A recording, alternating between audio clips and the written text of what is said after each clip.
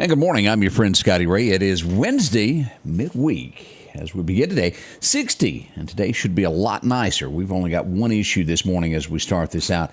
It is thick fog. And we'll look at radar here in a moment to show you where all this, mainly to our west, still some light fog in the areas, but heavy on the western side of the state and toward the Mississippi Gulf Coast. We'll look at all of that in a moment. As we prepare, now we're going to have today and tomorrow with sunshiny skies, 70s. Things will change on Friday as we'll get a chance of severe weather late Friday and possibly into Saturday. We'll look at this. Timelines have not been exactly drawn, but we are expecting it sometime Friday. So we'll look closer at this and show you what the threat is at this point. All that's up and coming as we begin today. Hody is standing by. He'll be here at 7 o'clock. And rumor is we've got the High Sheriff coming from Clark County. I believe Anthony Chancellor will be joining us this morning for a candid interview of what's going on in Clark County to update everyone. Newly elected sheriff. We'll see how things are going. All that's coming up today. Right now, let's get something good going. Let's go to First Baptist there in Collinsville. Sing them over again to me, wonderful words of life. Let them more of their beauty see, wonderful words of life. Words of life and beauty, teach me faith and duty. Beautiful words, wonderful words of life. Beautiful words, wonderful words of life. You know, that song's a blessing to me. Not only is it a sweet melody, but more importantly, it points me to a sweet subject, the word of life. Apostle John uses that phrase in the opening of his first letter, which we call 1 John. He writes that which was from the beginning, which we've heard, which we have seen with our own eyes, which we've looked at and our hands have touched, this we proclaim concerning the word of life. The life appeared. We've seen it and testified to it, and we proclaim to you the eternal life, which was with the Father and has appeared to us. So who is John talking about when he says the word of life? Well, he's talking about Jesus. Jesus is the word of life, or the word who gives life. You see, it was John in his gospel, where in that first chapter where he describes Jesus this way. In the beginning was the Word, and the Word was with God, and the Word was God. He was in the beginning with God. All things were made through him, and without him, not anything was made that was made. In him was life, and the life was the light of men. And the Word became flesh and dwelt among us. So Jesus is the Word of life. And because he's that, he has the words of life. What he says will lead us to life. That's why they're beautiful and wonderful words. That's why I love to hear them shared and sung over and over again to me. Have you heard the words of life from the word of life? Have you received them by turning from your sin and putting your full hope in Jesus Christ?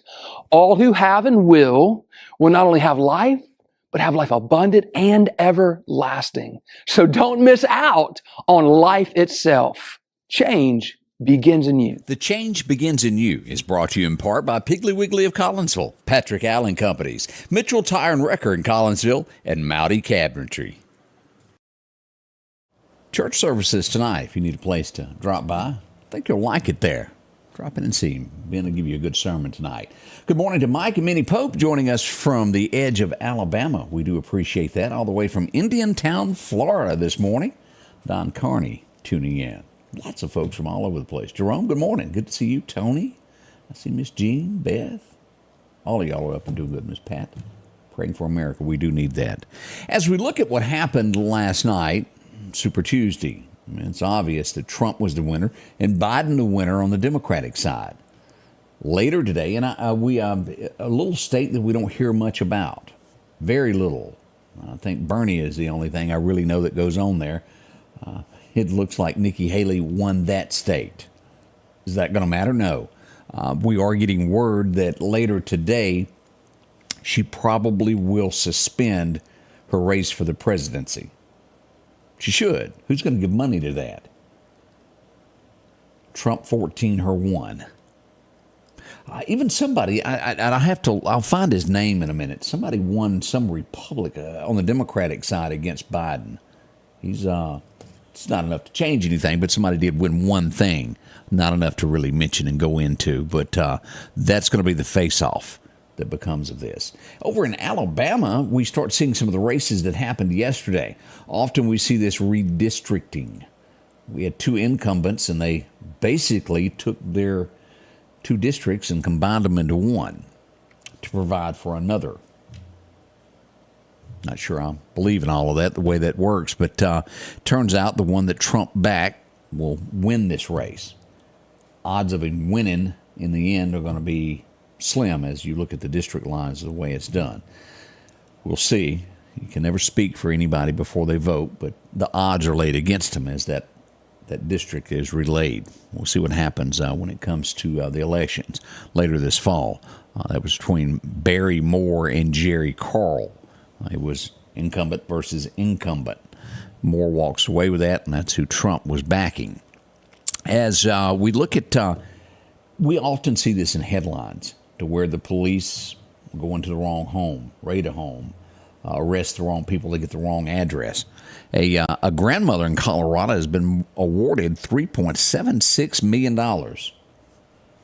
They did the raid based upon what do you call it when you lose your phone? The Apple Find My Phone? Yeah. They did it based upon that. Had to be pretty nasty for them to award $3.76 million to the family. It'd be bad. Y'all know that. You're asleep in your bed, and all of a sudden, somebody kicks in your front door. Wouldn't be good. This happens more often than we realize. Let's say you've got a doctor that you've been going to for 30 years. He's associated with a hospital. Hospitals sometimes try to have non-competes to where he can no longer see patients at all there. And as America speaks out, it's saying it's not really that good for the patient. Your doctor knows you better than they do. How do you feel about that? But that's more and more. Non-competes, and unless you are extremely well paid for it, there are a lot of times at a job that you have, they get you to sign a piece of paper and you're not given anything. And then you lose your job or you have to quit, and they go, well, you can't go to work. Not within 100 miles of here. You can't provide for your family. That's wrong. Now, if they pay you $1 million and say you'll have to wait 6 months out, that's totally different. But most of the time, they just want you to sign a piece of paper and you're not given anything. Thought you might want to do that. The guy's name I was looking for is a guy named Jason Palmer, who won one little slice of the pie last night from Biden. Yeah, don't worry about that. You won't hear much out of that. Nikki Haley hid last night as I look at the headlines. That's what the media is calling it. She didn't address, she didn't talk. She stayed hunkered down, I think is the word I read, somewhere in South Carolina. Almost sounds like a bunker, doesn't it? Trump's still rolling strong there. Let's see what else is happening this morning.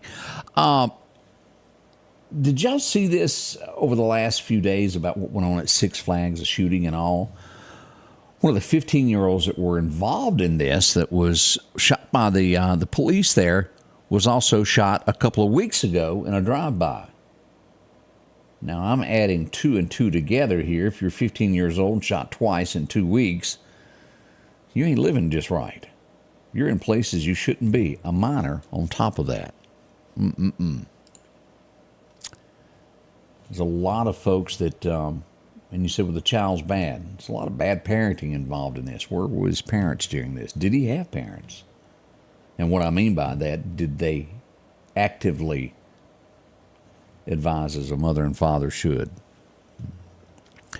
MSNBC, I think we've heard of this network before. I can't watch it. They were mocking Virginia voters for calling immigration their top issue and laughing over concerns with flood of migrants into the U.S. Now, mind you, if you will go back and remember, New York City said, come on, we're a sanctuary city, we'd love to have you. Now they're singing a different tune after, well, they were sent there. And each one of these states that's done this should do it. The shape that America's in these days. And again, it's being run by people that probably don't represent the people.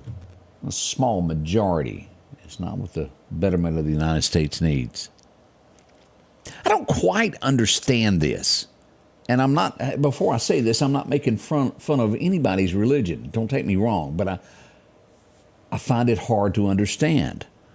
The headline reads, a rabbi and his wife are suing JetBlue after they were removed from a Palm Springs, New York flight by the crew who refused to allow them to switch seats for religious reasons. I don't understand how sitting in one seat compared to another seat could be religious. I mean, truly. I don't remember anywhere in the Bible it stating that thou shalt sit on aisle 3 and not aisle 4. Maybe I missed something. I mean, there's a window seat, there's an aisle seat, and then there's a seat in the middle. How on earth can that be religious?